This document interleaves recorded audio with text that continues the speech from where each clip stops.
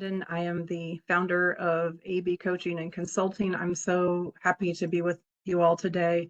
I know some of our semesters are ending, and then if we're at community colleges or two-year spaces, we know that a semester may be starting, or that spring semester may still be ending. I just want to give a shout out to all of the hard work that we've done already in the 23-24 academic year and in all of our spaces. Thank you so much for being here today. I have the great pleasure of being able to work with the Ohio Department of Higher Education and bring this series to light with a bunch of wonderful experts. If you have not been part of those webinars or the in-person forum, please again follow and see those recordings. But I have the pleasure today to talk about Tanji and introduce Tanji. Again, you've probably met or had some contact with Tanji previously. I got to meet Tanji a couple of years ago when I worked with the Ohio Alliance to End Sexual Violence. I was blown away by Tanji's submission to a conference, but also I'm getting to know Tanji personally, a wonderful human being and a expert in so many ways. And so again, like Carrie said, we're really lucky. Tanji is a Detroit native, creative preventionist, and founder of 1124. It's a program dedicated to reimagining prevention through the lens of liberation and community. In her many years of youth serving and gender-based violence work, she has held roles such as Prevention Program Director, National Community Initiatives Coordinator, and Senior Program Officer. Tanji holds a BS in Behavioral Science and an MA in Education, Leadership, and Change. Tanji is driven by the belief that everyone has a role to play in ending gender-based violence, and her motto is, "It's up to us to define what our role would be." Thank you, Tanji, and I'm going to hand it over to you. I'm so appreciative of today. Thank you, Anne, and thank you for inviting me here. Thank you, Carrie. It's always great to work with you both, and thank you all so much for being here today and for joining this important conversation. And like Anne said, I know that the school year is like over and winding down for so many folks, so I hope that you've had a chance to breathe, or if you don't, you have some breath just waiting for you as the school year winds down. So before I get started, I do want to share with you all at the top of my screen, you might see menti.com and also a code that's there. So this will be an interactive presentation. So what you can do now is you can test this out, and there'll also be some QR codes later because I have a couple surveys and some questions to ask you all. But I do want to practice. So if like a couple people could join me, yep, I see somebody else is already here, just to see that you all are here. So once you join, you'll see this screen, and at the bottom, you'll see a little thumbs up sign. And if we could just get a couple more people to put the thumbs up, because I want to actually make sure this is working. Cool. I see a couple more people. That's good. So you can join at any time. Again, there'll be some more parts that are a bit more interactive. So I will ask that more folks join throughout the presentation. Or if you don't want to share it there at the screen, you want to look at your phone, it'll be there on your phone or whatever other device you have too. All right, so hi again. My name is Tanji Reese. You heard some of my bio and who I am. I've had the pleasure of working with Ohio Department of Higher Education and with Anne and with advocates and preventionists in Ohio for some years now. But in addition to that, a lot of the work that I do is on a national basis. And like you heard about 1124, our work is centered on what prevention could be and look like. Sometimes it's a little weird. People will ask me, like, do you really believe that prevention is possible? And I 100% say yes, I do believe it. And I think that we all have a possibility to contribute to that too.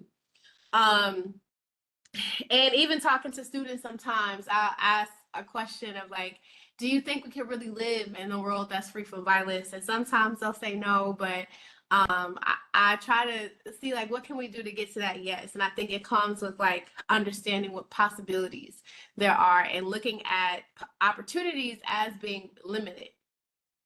So I've been doing this work for some time, but prevention has really always been where my heart, my passion is. And that is because when I first started, I was working at a domestic violence, a dual agency. It was domestic and sexual violence.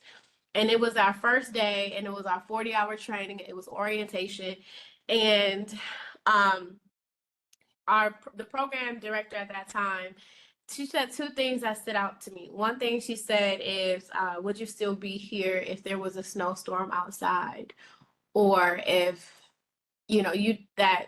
by being here, you knew that you would experience some form of harm. She asked us if we would still be there if we knew that our loved ones and people in our life wouldn't agree with the work that we were doing. And so she framed it in like, we're here really because we want to be. We're here because this is something that we care about, we're passionate about, we see opportunity. And that's something, again, that was my first day working at a DVSA organization, and it's something that has stuck with me since then. And another thing she did was share the Baby in a River story. Now I know that it's a common allegory in so many different versions of it, but the version that I learned is that there's this village of folks, and in this village they have like all the resources that they need. They feel like they are, all their needs are being met. And then one day the villagers notice that a baby is floating down the river, and they pick the baby up, they take care of the baby, give it what it needs. And then the next day they notice two babies are floating down the river. So they take those babies and they take care of them, they give them what they need. And then as the days go on, the babies start to multiply. Until eventually the villagers can no longer keep all the babies. So some, weren't able to be saved. Some were just, left, and they tried as hard as they could. And at the same time, because they were helping all these babies, their resources were going down. And so one of the villagers asked the elders, why don't we see where these babies are coming from? And at first the elders denied it and said no, but the villager decided to go anyway to discover where these babies were coming from. And so that is how I've been able to shape my connection to prevention. Is like a lot of the work that we do is so responsive. The expectation is for us to respond to the point where we just don't even have the ability to support as many people as we want to. We don't have the resources to support the amount of folks that need support. And we also aren't looking at the root. We aren't addressing root causes and being curious about why this happens. And so that's why I love prevention so much, is because it gives us a chance to kind of go and explore outside of that responsiveness and look at other solutions. We can see like what possibilities are there. So my love for prevention also has inspired me to start 1124. This is an organization that's been around since 2018. And our vision is to decrease the prevalence of relationship abuse and sexual violence through prevention education programs, and to really focus on those who are at the highest risk of experiencing abuse. So for us, that can look like folks who are most marginalized. We know folks from low income areas, folks of color, LGBTQ folks. Our hope is that we don't hoard or keep prevention opportunities or education just to a core group who is able to have access to it, but we really expand ourselves and make it available to anyone who might need it. So we really are committed to developing and sharing education resources that are rooted in intersectionality. And with liberation as our lens, we really hope to strengthen collective knowledge about interpersonal violence and shift to a violence-free culture. So again, we have, we move with the understanding that if we offer knowledge, if we make folks more aware, then we have a possibility of liberation. And I'll talk more about like our intersectional approach in a little bit. And also just some other ways that we use partnership and how we've used partnership. Because believe it or not, when I started 1124, we didn't have any money. And told the story about me coming to Ohio for a conference. The truth is, they were so helpful to us because they helped us get to that conference, because I started 1124 with no money. I don't even think I had a job at the time beyond like tutoring, and I was like a gift wrapper, and I worked at a theater as an usher. I was like hustling as much as I could. But we started and we have like uh operated without a large budget, and we've been able to be creative and use partnerships and really leverage some of the ways that we build community to be able to make it where we are now. So if anyone has ever been a part of any kind of workshop or training or anything that I've done, then you might know that I like to honor stories, and I believe that honoring stories is so important for grounding ourselves in whatever we're talking about. Like even today, you know, talking about how do we make things work with limited resources. There's a story that's there, you know, there's an experience that's there, and we all might come with those experiences. So I like to do this as a call and response. And that means that if you agree with me, you can say it out loud to yourself. You can mute or unmute. You can put it in the chat. You can just give, you know, your own silent honor to it. But um, if you agree with these things that I asked you to repeat after me, the first one is I honor my story. And that is for you. So, as much as I know that talking about funding can be exciting, it can also be very frustrating.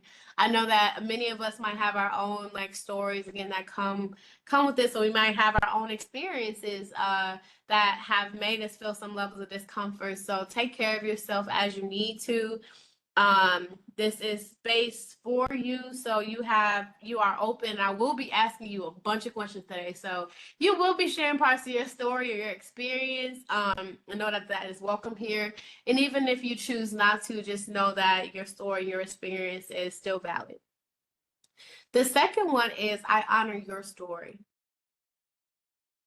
And so that is for all of us who are gathered. So even though you all are coming from different campuses, you probably are doing like similar or different work. We know that we can still give some type of reverence and honor to each other while we're here too, because we may not know everybody's full experience. Or we might hear someone's story, we might hear a little bit more from someone, and we want to make sure that folks know that they're held. So just as much as I said that it's okay for you to share your story, you want to also make sure that as a collective that's here today, that everyone feels comfortable doing that. And again, we don't have to understand every single part of someone's story. Sometimes someone sharing is not an opening for advice. Like we want to make sure that if someone does choose to share, they're sharing in a way that can feel comfortable.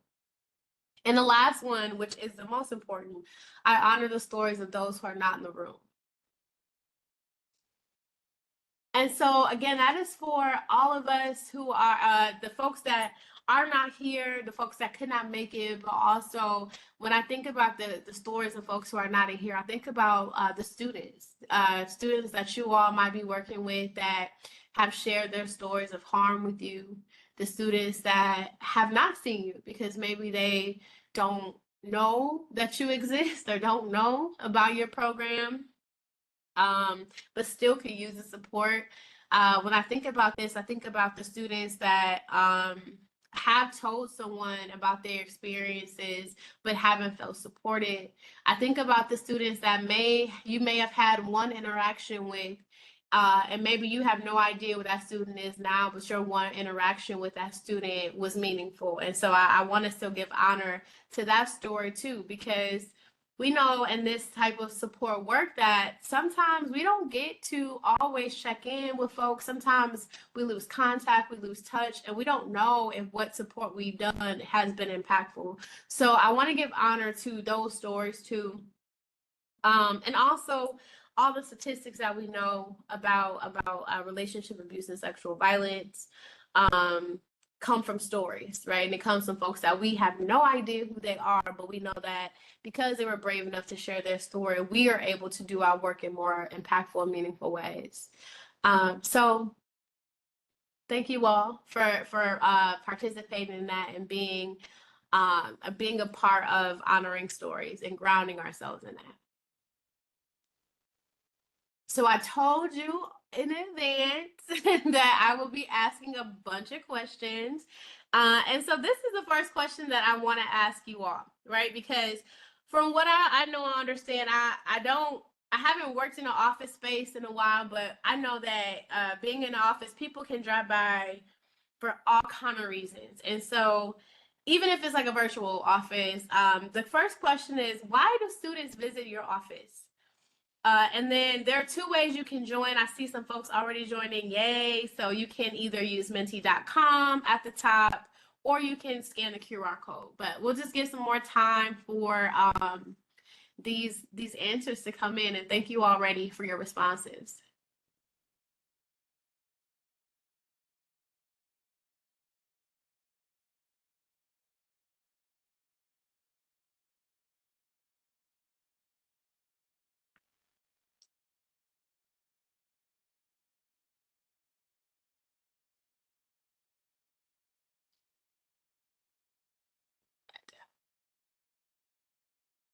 Great. Thank you so much for putting these in.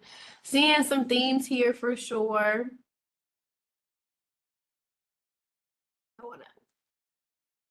There we are. Yes, keep them coming. And this is not a sponsored message for Menti, but I really enjoy this platform too. So I hope you are having as much fun with it as I am. And I'll give it like one more minute for folks to add some in. But again, I know we already see some themes for why students might visit an office or visit your office.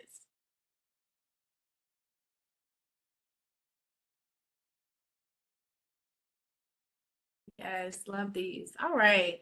So I'm seeing a few things. Like one thing that stood out to me was candy. So having candy or a fidget bin or having something that they know like I can come in for this thing, even if it's not directly related to what the office is for. I know I can come in at least for a sweet treat sometimes. I saw a couple times of it being a space of belonging or a safe space or somewhere where I can get support, or I know that if I'm struggling with something, if I want to talk about it, I know that this is available. Um, I see some also very practical things like intake meetings, right? Title IX meetings, conduct meetings. I'm seeing that a lot. I'm guessing we have a good number of Title IX folks who are here because I'm seeing conduct meetings a couple times, and that's just my guess. Um, so we see like a mixture. So we know that if you are in a Title IX office or if you're in a violence prevention office or advocacy office, that there is so many reasons why a student might come in. And it kind of can vary depending on what office that you're in, but we know that every student is not always going to be coming in to disclose violence, to talk about something they've been through. Sometimes it is just having a space to relax, a space to want to just be to have space to feel comfortable and have a sense of belonging. And to me, that feels like some of the needs that students have can go beyond what your scope of work is. But because the needs that students have can go beyond your scope of work, it means that you have an opportunity to address a multitude of needs that students have beyond what your office is there for. And I know for some of us, it's not the same because it's so wild. Every university can be so different. And I've worked with a lot of colleges and universities, and every Title IX office or how violence prevention done is just so vastly different. So I hope that while we're here today too, that you all are able to learn from each other and to get some ideas from each other. All right, thank you for answering that question. So the next one is, when students do come in and talk to you, be it for candy, for a place to study, for this, something around conduct, what are some things that you learn about their needs?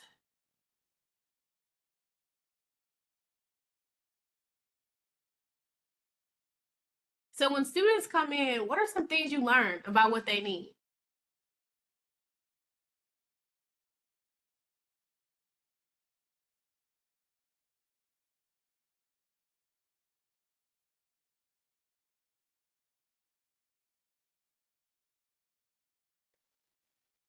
And then I'm gonna drop this QR code down. So hopefully if you need it, you got it. If not, you can always go to menti.com at the top. But yeah, let's take some time and think about what are some things that you have learned about students' needs.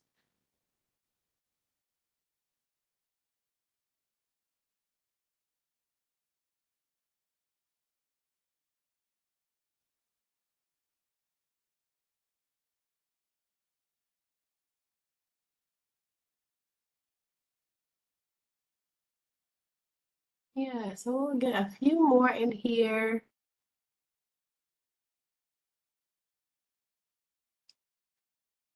But so far, I'm seeing transparency and kindness, having someone to talk to, navigating or being able to easily access resources that are on campus. And let's pin that one because I think that's a very important one. Um, to learn that they need a safe space sometimes just to get away, that students they're so unique and intersectional. Thank you for saying that. Yes, that the needs can be so many different things. I remember I was talking to a group of students, and I was just asking questions like this, like honestly, very similar. Like, where do you go if you need care? What are some places that you go for care, for healing? Um, and one student was talking about like being in a dorm, they aren't able to like light incense. And for them, like having that aromatherapy, having incense was like something that was healing and calming for them, but that's not something that they were able to do. And so that's me where I was like, wow, like that makes so much sense. And I think sometimes not being on a campus, um, we have so many more freedoms, right? We have so many more ways to access the kind of care that we need that I want to just tell you all too that when a student is coming to you, that's such a beautiful sign that they have a sense of trust and transparency with you because sometimes they don't have, that space to go to on other parts of campus. Have family problems. Can I get a safe space to download? Yes. To need to be seen and heard? Absolutely. And I, again, have had that. And I'm coming from a person that doesn't work on a higher education campus, but has worked with folks in higher ed a lot. But that is also something I've heard is that sometimes students need the care that is beyond what your office is for. So say if they do come in for experiencing sexual violence or relationship abuse or because of a conduct hearing, there might be so many other things that they might need. So I'm excited to talk about intersectionality because of that reason. And I'll give a couple seconds if anyone else wants to add on what we learn about students' needs. And I will share one thing that I've learned too is that when we talk about what basic needs are, it means something so different to everybody. Like sometimes,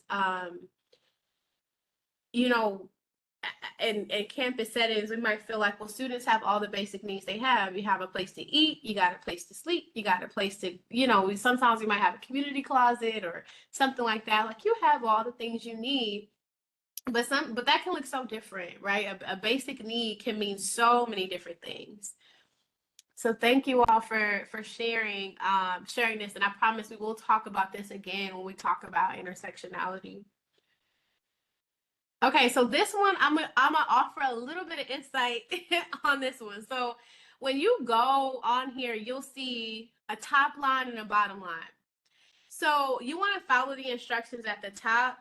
So for the top line, you want to rate how does your campus prioritize that need. So from a scale from 1 to 10, they prioritize the need by saying 0 would be like they don't care about this at all, and then 10 would be like, yeah, this is something very important to us. But then the bottom line as how available is that need. So for example, with mental health, say on your campus, at your university or college, that mental health is so important to you. And so we're at like a 9 for mental health. However, there are not a lot of mental health resources available. So you would put maybe like a 4 or a 2. So this one is a little wonky, but definitely take your time with it. And then once we start to get some responses, you'll see the dots kind of pop up, and it'll create like this little, yeah, just like that. You'll create this like little scatter plot so we can see what kind of trend is there, right? Like, is the need also there? You know, is a priority matching what need is available? So just take your time doing that. I see we have a couple responses, but again, take your time putting this in.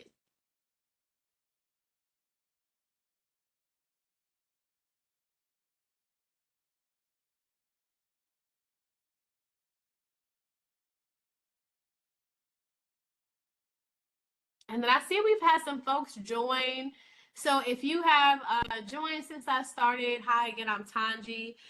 We are using Menti today to follow along with the presentation, but also to engage and interact and do some quizzes. So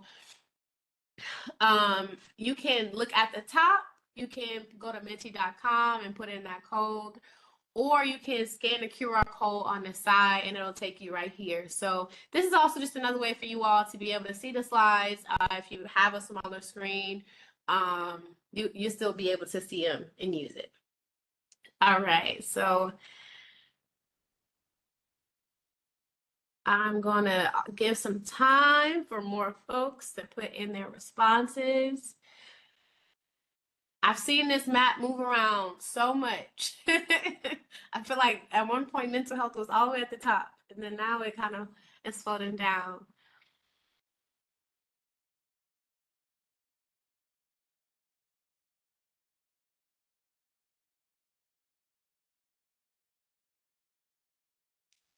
Right. So you can still continue to put those in. So things that we notice, and I will ask if anyone wants to mute or write in the chat box, what is a trend that you see here?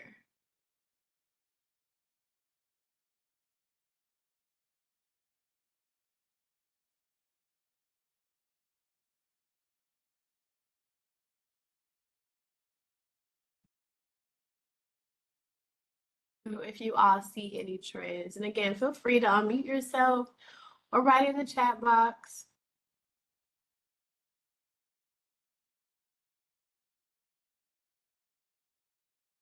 I know I'm definitely seeing one right now, at least one.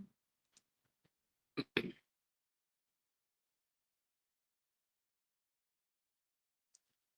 I'm gonna show, so one thing that I'm noticing, which I think is a pretty good thing, is like most of the responses are in this top quadrant. Oh, this is cool.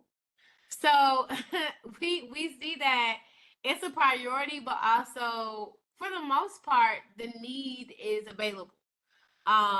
Which is a good thing, right? To be able to say that this is something that we offer here and that's important to us. I know that every place is so different, and sometimes you might, feel like emotional support is the biggest thing, but that resource might not always be there. Or we think about who knows about these. And one thing I will say with 100% confidence is sometimes as folks who work on campuses, we know about stuff, but then I wonder if we did it to students, would they have the same response or would they think the same thing? And I say that because I mentioned basic needs. I was talking to some students, and when it came down to basic needs, I was like, all of the folks, the faculty and staff I talked to was like, oh yeah, we have this resource, we have that resource, we have this one. And the students were like, I don't think we have anything that's here. So there is also some disconnect with like outreach, right? And having students understand what is available to them. And I say that too, because if students are coming to you for different needs that are not necessarily related to the work that you do specifically, what does it mean and look like to either have like warm handoffs or to be able to let students know that this opportunity or this resource is available to them? Excuse me, and vice versa. But it also looks like a lot, I do see at least a couple places are saying that basic needs is neither somebody said it's neither a priority and it's not readily available. So, but on average, it seems like there's a priority that's there, and then for the most part, folks are able to get their needs met. And universities have like those needs available. So another university I was talking to, I remember it was we were still, I don't know, the pandemic I feel like lasted 2021. So we were still virtual. And at the time, one thing that kept coming up when I was talking to students, I was mostly focusing on Black students for this project, is that there were no Black counselors on campus. I heard that like several times. And so I was like, that just does not seem right to me. And we had to scour a little bit, but we ended up finding one Black counselor who was a part of a wellness center. And so he had no idea, this was the other funny part, that the violence prevention office existed. And they had no idea he existed. And I know a lot of you are on like huge spaces, but just being aware, right, of what is there I think could be a big service for students, just having a knowledge of what is there. But first, we have sometimes we have to align ourselves with what the university prioritizes, and I think when I think about students, I know that mental health, and I'm not surprised that mental health is in this quadrant, because I know it's something that's super important to so many colleges, universities. But at the same time, the resources I know are not always there and available, or even if they are available, they're not widely known or recognized, or it's more with high risk, right? And not necessarily like the day-to-day mental health and support that students might need. Right. So this is more of an open-end question. So we saw that like there was needs that were like the campus was available and able to meet some of those needs. So now I want to know how, right? And so when I ask how, this could be like, is it an office? Is it something else? Is it you know, is it a class? Like what are the ways that your campus is addressing like basic needs, emotional wellness, social wellness, and mental health?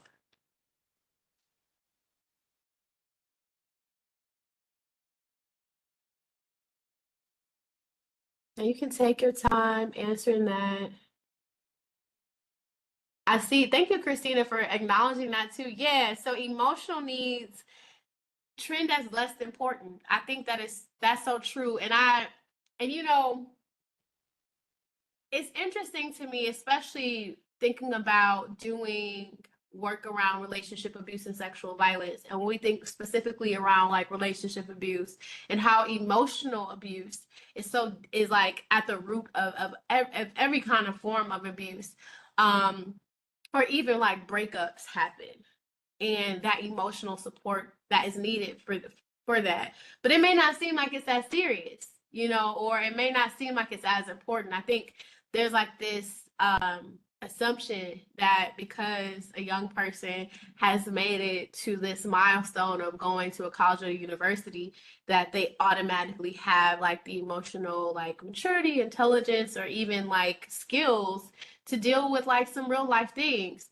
I promise you, I will never ever forget when I was in college, I had a roommate who was having like issues with her boyfriend. They ended up breaking up. And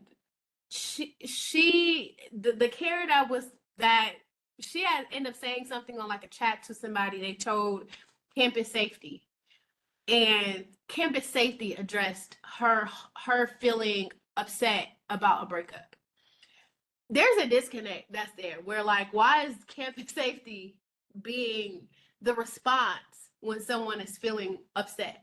Now that might have also had to do with like her saying like, oh, like and she did tell me later, like, I didn't have any ideation, but she ended up saying something like, oh, like, I just don't want to be here anymore. And the person took that and they told campus safety and she was on watch for a while. And I just remember thinking like it has to be a better way, or it has to be something else that could be here. But yeah, thank you, Christina, for bringing that up, because I think emotional wellness is so key to student success in general, but the resources are not always available, and it's not always like a need, because again, another assumption is that students will come in with support systems around them already, or again, that emotional skills that they might need to thrive, that the assumption is that they're there. But yeah, I see some folks are putting things in. Sorry, I closed that QR code because I want to make sure I can read these. So I'm seeing the Dean of Students help out with basic needs, counseling center, health and wellness, focus on emotional health, residence life. I'm not surprised I see that. Counseling centers. Yeah, thank you for saying that. Counseling isn't for everyone. So I think that is so on point, that sometimes that is not what the need is, right? Like it's not there. And really, like the game changer sometimes is having a support system around you in general, and understand what that support system could look like, or even just looking at alternatives to counseling, and sometimes talk therapy and one-on-one is just not the way. Health and wellness, I think we can be doing more. I see that a student success platform to connect to a care team. Oh, that's amazing. Yeah, that's great. And so I would like to see this diversity of like what folks are doing. I hope that you all are also seeing like what possibilities are. Because I only see like a care team as one response, as opposed to having to go to a certain office, or expecting this office to support that. And then I also want to leave some space if other folks want to just chime in and talk about how like some of the needs that students have are addressed outside of your work, outside of the work that you do.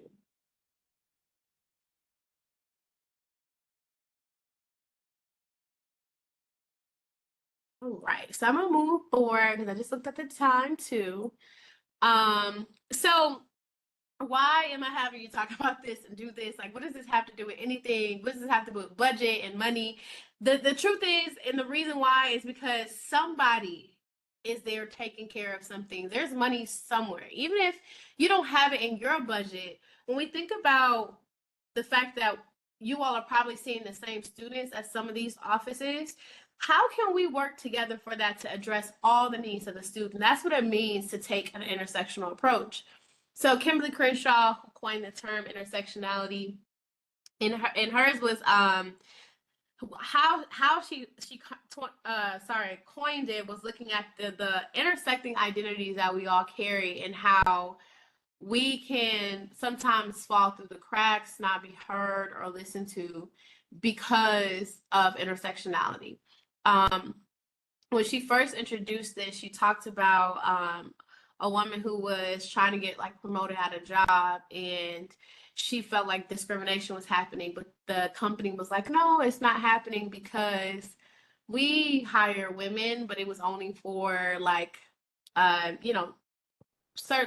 jobs, and it's only white women. Or like, no, we hire Black folks, but it was only Black men. So as a Black woman, she kind of fell in the middle, and in turn wasn't seen, and was pretty much being invisible and not offered those same opportunities because of those intersecting identities. And so she says that if we are intersectional, that some of us, the most vulnerable, are going to fall through the cracks. And I think that it's so true for colleges and universities, because sometimes we might have wellness centers or violence prevention centers, and we feel like we're doing what we need to, but many students might have multiple needs. I think about students who are living with disabilities, students who have like disabilities that are visible or invisible. I think about LGBTQ students. I think about students who come from like low economic status, and may also be experiencing some of those other forms of oppression. And this is true for so many students. And this is why our lens of what care looks like, it can, especially around prevention, it goes beyond addressing sexual violence that happens. So even if in your role, like you are the responder, I challenge you to think about what it means to be more proactive and look at a prevention lens. So, what does intersectionality mean? It means that we live multi-layered lives, that there is no hierarchy of oppression, that we aren't, if one part of ourselves is experiencing a level of freedom, it doesn't mean other parts of ourselves is experiencing that same, type of freedom. So again, that even means that, like, if there are resources that are, for LGBTQ students, what about those LGBTQ students that are also, living with disabilities, but there's not representation or support there? And I'm not saying that's the case, because most time places do have accessibility options, but it's just saying that we can't deny parts of ourselves. And then we also can't assume that someone is only facing one form of discrimination, that, only one part of them is good. So, or even, like, I think about, like, survivors of sexual violence. We can't just assume that the sexual violence that they experience is, like, the only thing that's going on with them, because we may not know. And at the same time, we know that when we add things like race and sexuality, that that compounds the discrimination someone is experiencing. But because of that reason, a person may not even want to report in the first place, may not want to share, may feel, feelings of shame and not belonging. So we can't make it that assumption, right, when someone is only coming in for one thing. And so we can also experience multiple forms of oppression simultaneously. Our identities intersect and come from social relations, history, culture, and structures of power and oppression. So our students, right, the same way that we understand social relations and history and culture, our students understand it probably better a lot of times than we do, because we are just involved in so much. But that is kind of where they're shaped from. And again, the more oppression that we face, the more vulnerable we are. The more, and vulnerability is not weakness. It doesn't mean that someone is incapable. Vulnerability means that if I slip, if something happens, it's harder for me to get up. So I don't have, like, it's like somebody having, like, Peggy McIntosh talks about it being this invisible knapsack that's there. I've heard it framed as, like, I have, like, padding, or have this protective bubble around me. But when someone is facing a lot of oppression and feeling vulnerable, that bubble is easily popped, cracked, broken. And it can be hard to repair. And I think about the students that can come into something like a sexual violence office and have experienced it, but because of the trauma that comes with experienced sexual violence, they might be experiencing other things, like the grades dropping, not having access, like, maybe missing work, or not having, like, the income that they need. And all of these things compound, and that's when we see students leave, right? I know that enrollment overall is just low, and a lot of students don't return or come back. And sometimes it could be because they are not getting all of the support that they need. And so when we think about the students, and when you think about the students that you're working with, that's something to think about. It's like, are they getting what they need? And if I'm not able to provide it, where could they go for support? So this is just an example of what this can look like. So say if this was a student, say it's like a young student, freshman, 17 years old. I was 17 when I started school.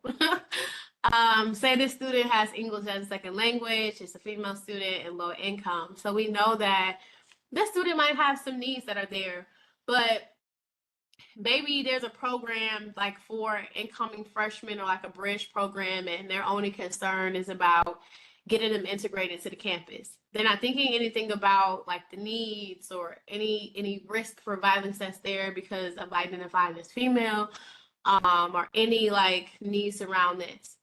That is not taking an intersectional approach. And again, an intersectional approach doesn't mean that you have to address all of these needs, but it means that that consideration is there. And maybe there's a system that's in place for someone to get this fulfilled. I think about, again, like why some students may choose not to, again, like share their stories again or report. But if we think about like the time that it takes for someone to report or go through like the Title IX process, they might not have the ability to. Maybe that means that they have to miss classes or work. And if we're talking about a student who's already low income, it's not very equitable for them either. And so when we think about like prevention, taking an intersectional approach is also just being proactive and even engaging in resource mapping, and thinking about like what are the resources that are available that don't fall into my purview at all, but just might be needs for students. And so another thing too, when we think about an intersectional approach, is understanding like who are we missing? Like who are those students that are really falling through the cracks? And the other part of it is like, how can we support these students when we know that we already have super limited budgets? So I'll give you another example. So this first, before that, this is a model that I use all the time, or I use and I share, and it's so simple, and it came from young people. So I was doing a listening session with some young people, and I had asked him like, what would it take for them to get involved in like this like movement we were creating, this campaign we were doing. And the first thing they said is, we want you to know who we are. Like, understand the things that are important to me. What are the things that I need to succeed? What are the things that I already have? But also think about the fullness of who I am. The second thing is like just having an idea about where we are and knowing where we are. And I know that like the pandemic, honestly, and being virtual, I know just shifted so much for everybody, but I know it was a major shift for a lot of colleges and universities to go from being in person to virtual. And so I know that, and this happened not even just in higher education, just in schools in general, where students were all but kind of missing, like they just were not there anymore. And so now there's even a bigger push to know where students are, where those students convene, where are places where they gather, where are they finding support. It sounds like some of your offices are where students are, but just having an idea about like, once you know who those students are that are not represented or heard or seen, just knowing where they are, because they're going to be somewhere, right? And then the last thing is like knowing what's important to us. And in this case, the young person I was talking to was like, my friends are important to me, and I want my friends to be able to join too. And that's the reason why I would want to be a part of it. Or like music is definitely important to me, or knowing like art is very important. Having a social life is very important to me. So having that idea, and the part of this framework I know is that it takes time, right? Sometimes we might just jump in and feel like we can just automatically go to like the what, like I know what you need. But that's when we have to kind of take off like our savior caps a little bit, and really be real and honest with people and honest with folks when we think about needs. And I think this is especially important for prevention, because when I think about prevention, I'm thinking about, yes, reducing the risk that someone will be harmed, but I also think about reducing the occurrences of harm happening. And that means like reducing the amount of people that are causing harm, or when someone causes harm. Because when we think about needs, and we think about especially things like relationship abuse and sexual violence, we can be very linear. Sometimes you don't give ourselves space to think about all the needs a student might have. And I know, and I'm, just being real that sometimes when someone causes harm to someone else on a college campus, that is not an automatic, like, you are out of here. And we know that that's the truth. And we can say it's true because we've seen so many stories, probably experienced it. And so what that means is that you have not just the person that experienced the harm that has needs, but also the person that caused harm also probably has a need that's there. The truth about violence is most of the time when violence occurs and happens, a need is not being met in some kind of way. And that need could be education, understanding, care, support, something. So when we think about the who, the where, and the what of students, we want to think about all the students, right? Students who are not often seen or heard. And then if you don't have the time or capacity, what does it look like to build up those care teams and those networks to support students? So I want to share with you Kelly's like ecological metaphor. I'm sure some of you have heard of it. But when I think about any type of like community or group or ecosystem, I think about this theory. So the first thing is that we are all operating under interdependence. And so when we think about how funding cuts happen at universities, I know you see it and you feel it. So, and we get that trickle down effect from everything from like the federal government, we get it. So I think about funding cuts around VAWA and VOCA. When we see those funding cuts happen, we see the ripple effect that it trickles all the way down to us, to the point where like prevention funding is almost non-existent, right? Because of these changes. So keeping that in mind, we have to remember that all levels are interconnected, and changing one aspect of it can have a ripple effect. So as much as it can work in one way, it can work the opposite way too. So there is some place on your campus, some department, some program that is getting funded. A lot of times that funding is to wellness, to mental health, to looking at the social and emotional care of students. So even though it's not directly related to the work that you're doing, or it's not framed as like violence prevention, how can you follow the tide of the, like follow the ripple, like, and see where those changes are actually happening? But also keeping that in mind as you work with other departments and as you build community, letting them know if we work together and if we give our, acknowledge that your work is connected to mine, what kind of changes could we make in a direction that works for both of us? The second one is adaptation. So focusing on interactions between persons and their environment is better understand why behavior that is effective in one setting might not be useful in others. And so what this means is that we have to be nimble, that sometimes we have to be flexible, we have to adapt as much as we can, because when we rely solely on one way, again, that is also not an intersectional approach. So when we're being intersectional, we're also thinking about some things might work here, but it may not work there. Some things, could be helpful here, but in another case, it may not. And that means, I think this also can be true for how we approach care, right? Especially for students that have multi-layered needs. How can we adapt what we have to what the students might need?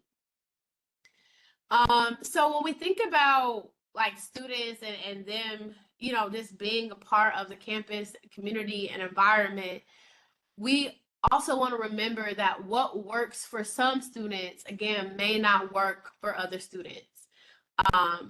And we have to constantly keep that in mind to keep that intersectional approach. Oh, and then next is a cycling of resources. So it's a systematic process of using and developing materials and resources that impact community growth and development. I think this might be my favorite one, because it is so connected to resource sharing and knowing that we need each other, right? And if we want to really grow, we want to have development, and not even just like, I don't think of growth and expansion just as like more people, but like how can we have build our capacity, and capacity building only it happens through community and shared learning and knowledge.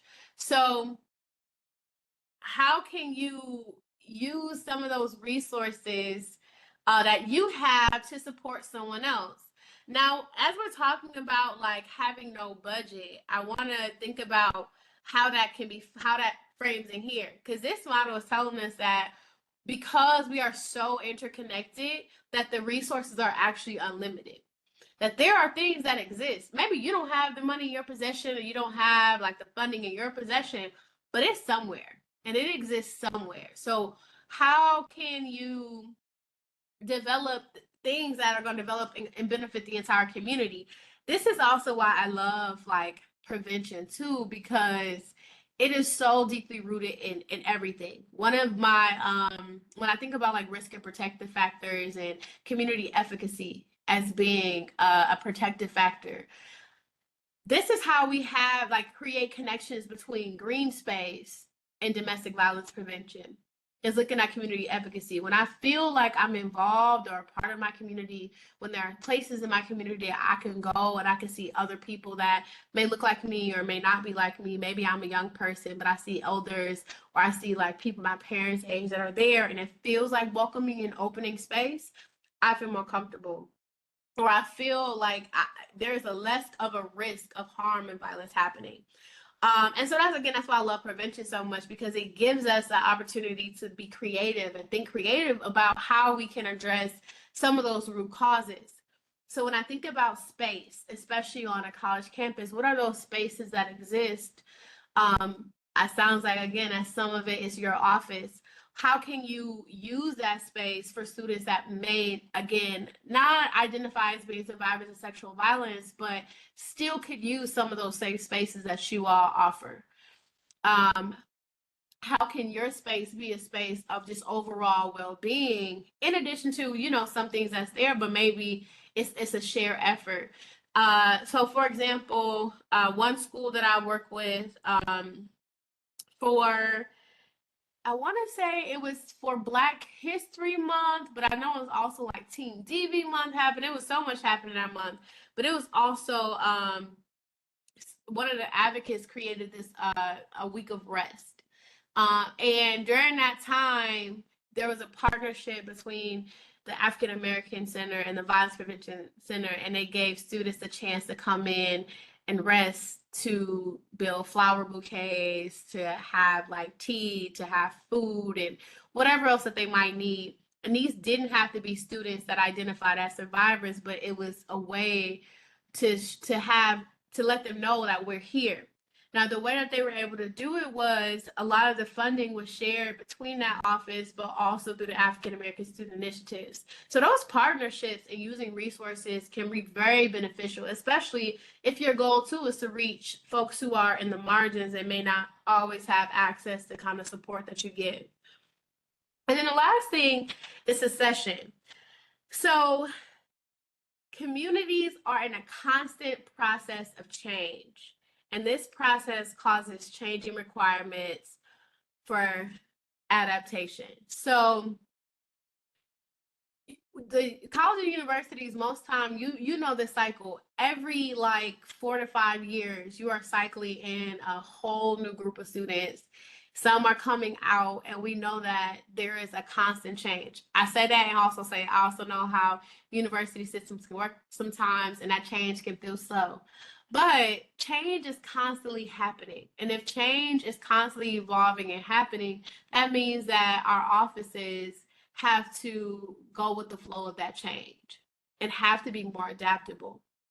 Because the truth is, we know that these resources are limited and they're not always there. So, what are things that we can do to be in that constant process of change?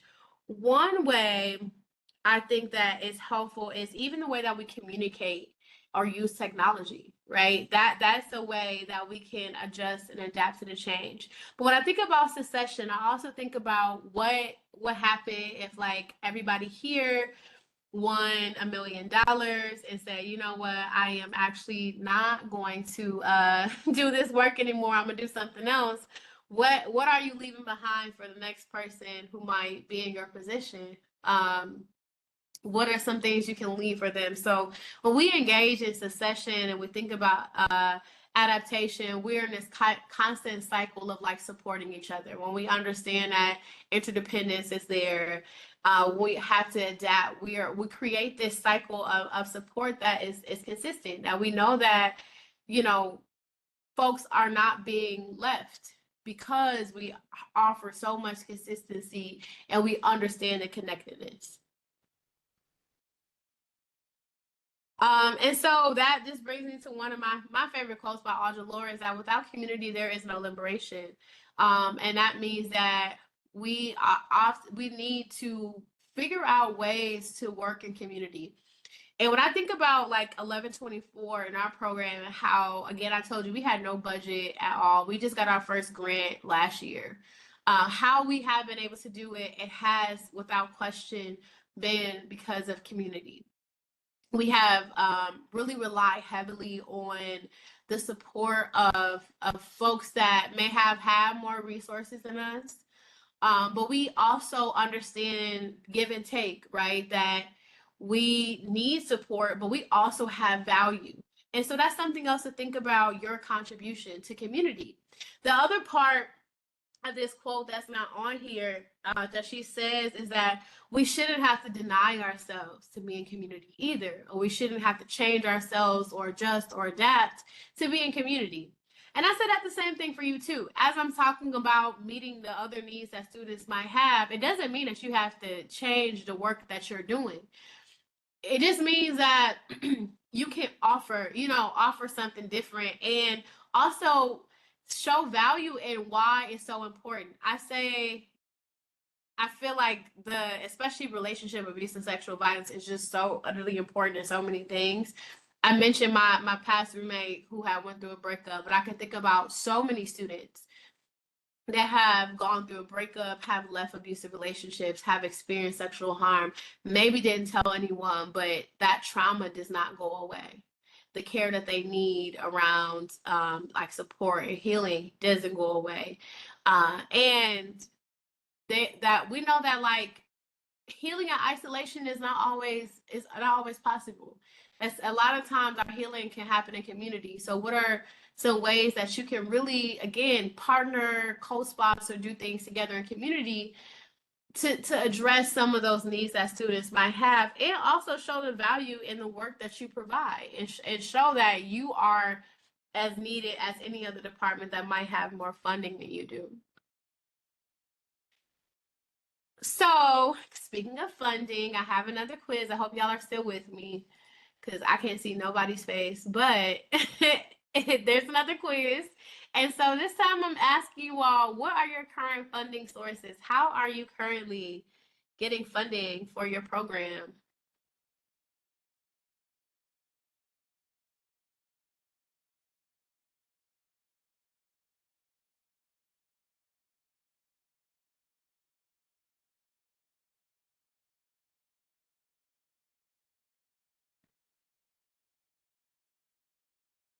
All right, let's see a couple. You can keep them coming if you know. What are your funding sources? How is your program getting funding?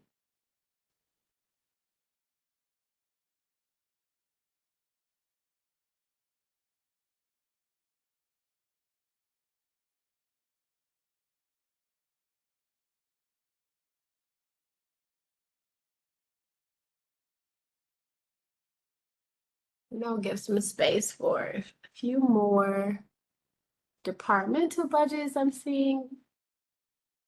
A lot of department budgets, and I know those are so limited. University sustained positions and budgets. Partnerships with local organizations who have grants, love that.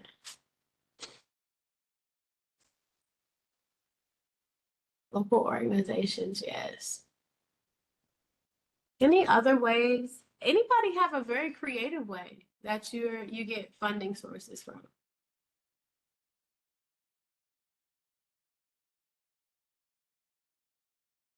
Angie, it's Ann. We set up we just got a foundation account, so we can now fundraise. So Yes.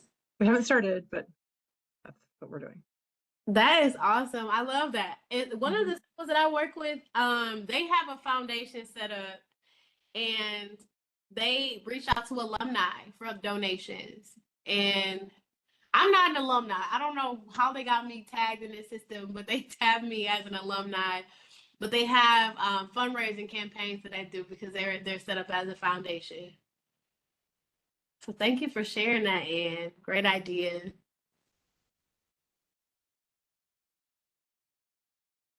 Any other ways beyond department budgets that you all, and we heard from Ann, where you get your funding from? I see grants too. Yeah, and this I figure, right, that this was kind of very consistent with what I thought is that a lot of times, which is it's a good thing, it can be like something that's helpful and not helpful, right? Because sometimes it can feel like because you have like a department budget with the university or college that there's like a level of security that's there. But the hard part is sometimes these roles are dependent on grants. And so just like nonprofit organizations in general in the community, the words of wisdom are always have multi level like streams of income that come in. And so if you all don't, that's something to think about. Is like if you are held, and I know every school has different policies, but if you are held to just your like whatever the university wants to give you at that time, and you are interested in doing more like more outreach, more education, more prevention kind of work, think about how you can diversify your funding, right? And how you can work with like donors, like individual ones, like I mentioned, alumni, partnerships, 100% yes. I'm so happy I saw that, especially with the local community. Um, I'm sure you all know right now, OVW just put out like a grant to support with culturally specific projects on universities. So I know OVW is probably a big one that is used here, but that's something to think about. Like, and even in as a resource, we just mentioned a foundation. Just thinking about other ways that your program could get diverse funding beyond the departmental budget. And so then I want to ask this question, who are you all partnering with? So I saw some folks mention community partners, but who are some of the people that you are partnering with?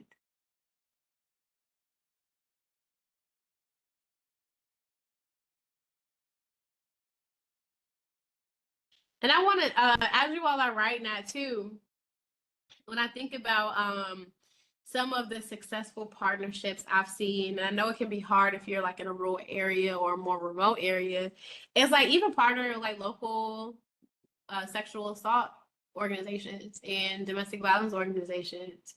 That is definitely uh, a key group to work with. And sometimes things don't even have to be like money, right? It's even seeing if there's an advocate that might be able to provide some on-campus time, and or even seeing what other options are there. Okay, so I'm seeing mostly departments, local organizations doing the work. Love that. Project Woman, Diversity Center, so across campus life. Great. Any other folks? Anybody have, again, any other interesting or creative partnerships that you have? Well-being and recreation, local survivor center, advocacy programs, oh, social work department, victim services, student services, campus police. And so I'm wondering, so I see a few more. I'll use that good. Culinary? I don't know what that is. Culinary. Oh, nice. That is very creative. I love that. A culinary program. What else? And if you are having trouble with Menti, then you can definitely put it in the chat box too. Thank you, Ann. Yes, that's so creative.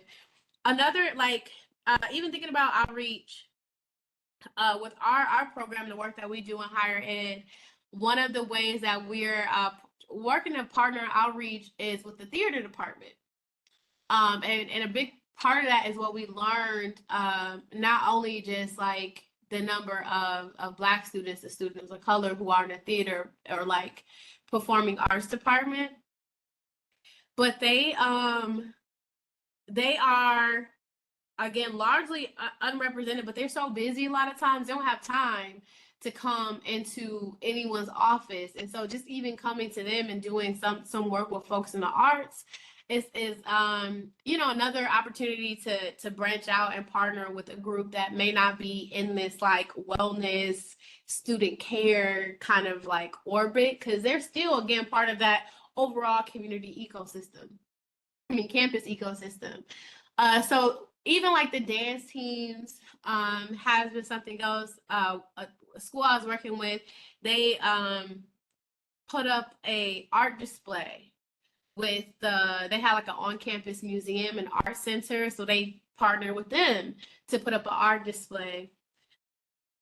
And then if think about too, like who on your campus has access to some of those funds. So I saw Ann put like culinary, arts, as medicine.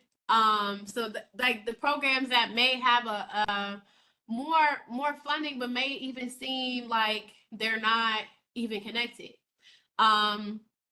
I know that probably a lot of you all even work with like fraternities and sororities, so that might even be like groups that you might think about partnering with if you haven't or you don't already. And even if there is like some other creative thing, like a creative fundraiser. I remember when I was at college, the women's center, because we didn't have a violence prevention center, we had a women's center, and the women's center worked with the music department, and they used to have this fundraiser called Rock Against Rape. And they would put on a concert and they would bring in, sometimes they would, I don't know, they bring in like outside folks too, but they would have a show and people could buy like concert tickets and they would come in and they would have this big fundraiser, and that's how they raised a lot of their money was through Rock Against Rape.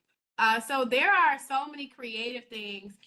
And I hope that you all can just start to think more like, and this sparks some inspiration of like, maybe we can work with them, because I know sometimes in our adult worlds, we don't always get to be super creative. We don't always get to explore, and it can be very comfortable to kind of go with what we know. And so I hope that this could, again, spark some inspiration to be more creative. I see a theater group in here, beautiful, a student-led theater group. That is awesome. Love that, love that. So I'm gonna move forward because I just see the time. So one thing I want to ask you all, what are some barriers that you have with funding? So I see a lot of folks, of the folks that responded are like beholden to university department funding, and that's where it comes from. But I'm curious to know if you all have any barriers when it comes to funding. You can take your time responding. Again, you can always use the chat box too if you don't want to use Menti.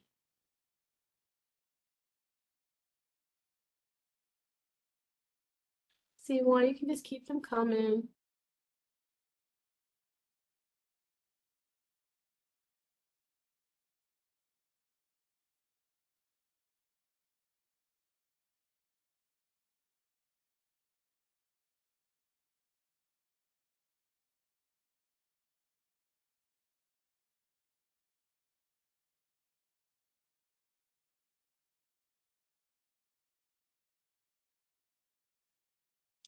Seeing a couple more come in. So I'm seeing not prioritizing proactive measures, just response. Yes, we know that too many a false perception that this only impacts a small group of students, and we know that it doesn't. Like, we know that when harm happens at a campus or university or college, that it impacts the entire place. It's not just a small group of students, and it's not rare. And I know we know it's not rare, despite like what the reporting and statistics tell us, right? Like, I was again working with a school, and I asked them how many reports they had the year prior, and they said 0. They had none come in. And then I put out a survey, and this was to Black students that were on the campus, and about 25% said that them or a friend had experienced relationship abuse or sexual violence in the last year. So that was a survey of students that were there. So we know that just because reporting doesn't happen doesn't mean it's not there. Budget cuts, I know, are a big barrier. Money being used for other things or not being available. And I say that to say, like, there is money so many places, right? And it's again about how we choose to use it. So with 1124, again, we didn't have any funding. The first thing that we did was a fundraiser with t-shirts, and we sold these healthy relationship t-shirts that had like healthy relationships words on there. We didn't have any capital, so what I used was custom ink. At the time, they had a fundraiser package where you can, if you like sold so many shirts, then that is how you got your funding. And it was helpful. It worked out. We didn't really make a whole lot, but it was marketing that was there. It gave, it had people interested. It gave people a way to know how to give us funding or how to provide donations, and we were building community. Now, since then, I've started using, especially for any kind of printed materials, Printful. And Printful is great because you don't have to have any upfront capital either. It's a kind of a pay as you go. And so you set the amount, and it can be a bit more than how much it costs to make it. And that is, again, another way. So I don't know like everybody's rules around things like that, but that's also just something to consider. Oh, this one right here. Budget goes to mandatory online Title IX training, and little is left for prevention work. I'm glad you said that because I want to move to the next question that I have. I want to say it's the next question. Oh, no. Okay. Before that, I have one more question, and then it's the real question that I want to ask you, and I want to keep it on like on prevention. But this one real quick just asks, what type of programs do you all have? Do you do wellness stuff? Do you do any kind of art therapy or art expression work, or do you have any community partnerships? And this is just a quick poll, so you don't have to write anything on here.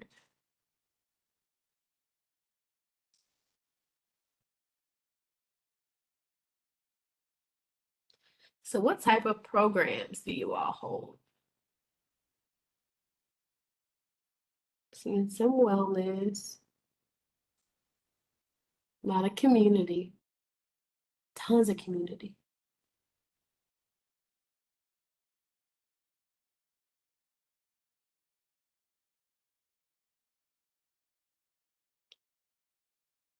And I'll give some chance for other folks to add. Again, chat is always available to you. But it seems like folks are leaning heavy into community partnerships, which is great, right? Because gives it gives some more flexibility, more openness with your programming. And I'm surprised to see that folks didn't do any art therapy or expression as work that they do. And I say this, I was literally just in a meeting like last week, and someone had brought that up, that a lot of the mental health work you know, sharing like stories from folks or even using art. There's so like, you want to know where a lot of the money is, it's in art. So that's also a consideration as you think about and look for grants or funding opportunities. How can you combine art expression or art therapy or something around art into your work? Because there is so much funding that is available for art. Like I'm in Detroit. We just had an NFL draft. And one of the projects that was around here was like all of these like cleats and designing cleats, and they were auctioned, and then the proceeds went to nonprofit organizations. Like I was trying to get in at the last second to see if we can do some type of sexual violence campaign. It didn't work, but I mean, when I talk about like it was hundreds of thousands of dollars that was poured into that. And the benefit is that the organization had to just offer like inspiration for why. And that's just one project, right? So look at that, especially your surrounding community. What type of art is available or art projects are available as something to possibly add in. And so this is a question that I had, and I only have a few minutes left, so I want to do this and get to any questions you all might have. But when we think about prevention, what does that mean to you? What does it mean when you say prevention?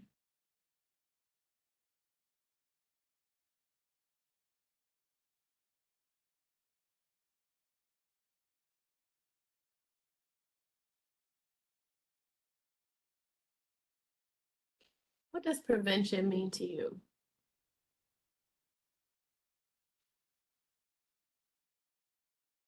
And again, you can unmute yourself, you can put it in the chat box, whatever makes the most sense for you.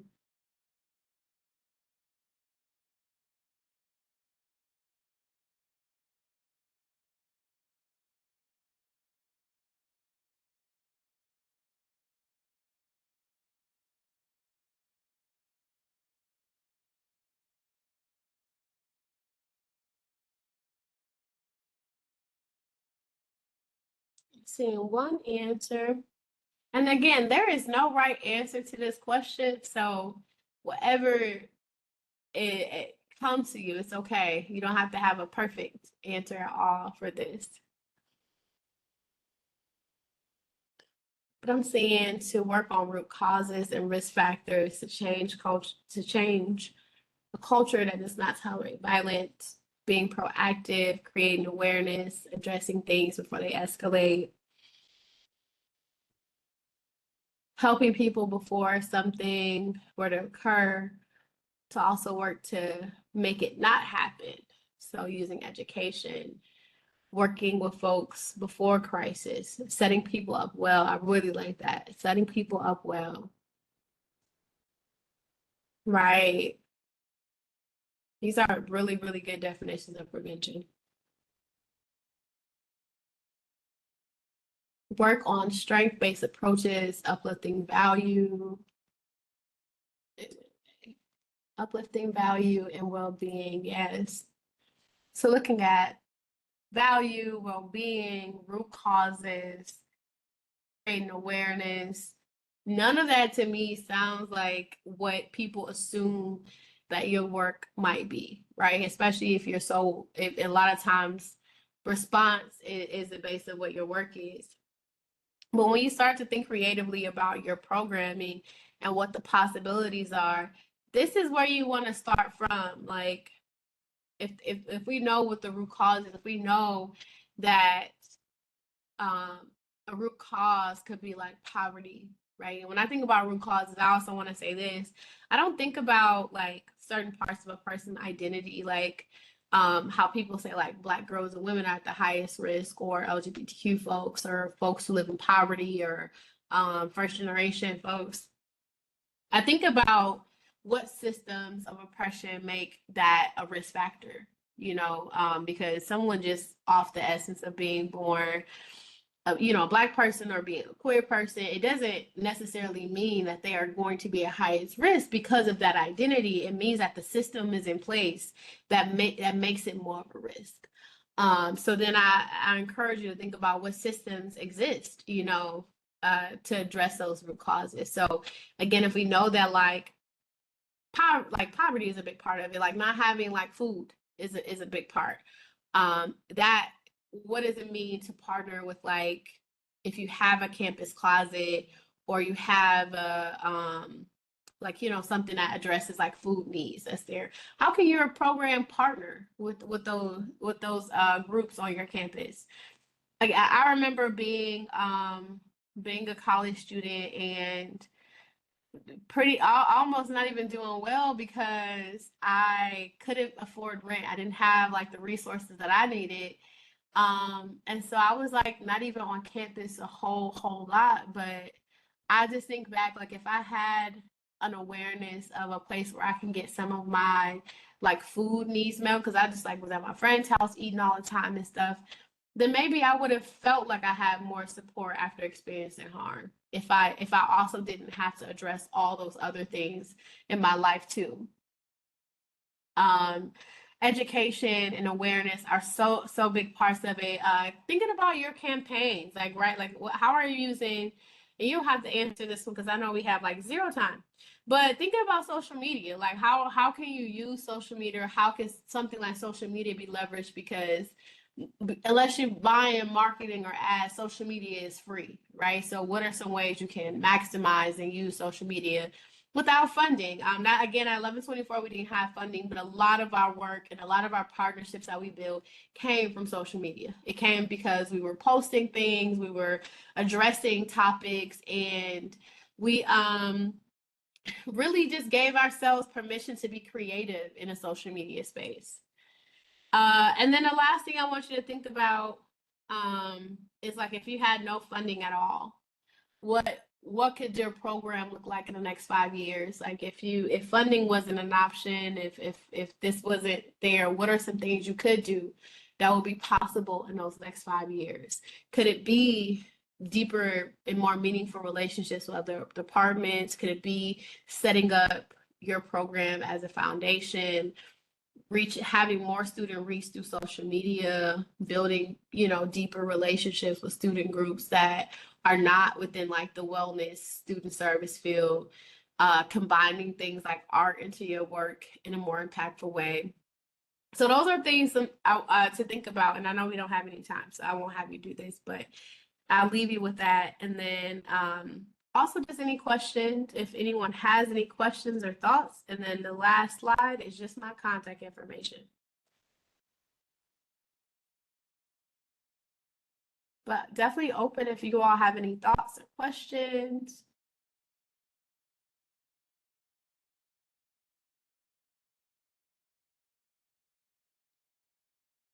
Right. So if there is nothing, I know we're past 1:30. Thank you so much for being here, for even having care for your for your work. To come here and to show up today and to think more about the work that you do. Just know that like many organizations are so interested in working with like universities, especially local and community organizations. So and and I also want you to remember that many of us have been taught to have like a scarcity mindset or a thought that there is not enough. And remember again, like there is enough. It just might be somewhere else, and we can continue to cycle in those resources. We can continue to be adaptable to what conditions that whatever condition that we have, and just to keep that again, keep your drive, your motivation at the forefront. And yeah, if you all need anything else, just definitely let me know. And in the meantime, again, thank you all so much. Thank you, Anne and Carrie, for having me. Hey, thank you so much for being here. I just love that. And I am now in love with whatever that was. Was that Menti? I seen it before and I keep forgetting about it. If you're still here, there is an opportunity to get a $20 gift card. There are 2 people today. If you fill out that form, this is strictly from AB Coaching and Consulting. If you fill out the link, 2 people will get a gift card today for $20. So fill that out. there's an opportunity for you to put your information, which will be separated from your answers and responses in that link. So rest assured, it's still very much, again, anonymous. So Carrie, I don't know if you wanted to say anything, but I also want to thank Tanji and everyone else that is here, and fantastic webinar. I'll be quiet for that. Just a thank you to you, Tanji, once again for contributing to our efforts here in Ohio and sharing your expertise. And thank you to all of you who decided to participate today and are here. A reminder, if you need a copy of the recording from today, you can just email me directly for your own listening pleasure if you want to share it with someone else. But thank you once again, Tanji and Anne, for all your efforts and support. We really appreciate it. Yeah, thank you. Keep in touch, you all. We do have programming for institutions of higher education. We bring our programming to you. So if you want to have media literacy or anything else like that, just let us know and our team can come to you.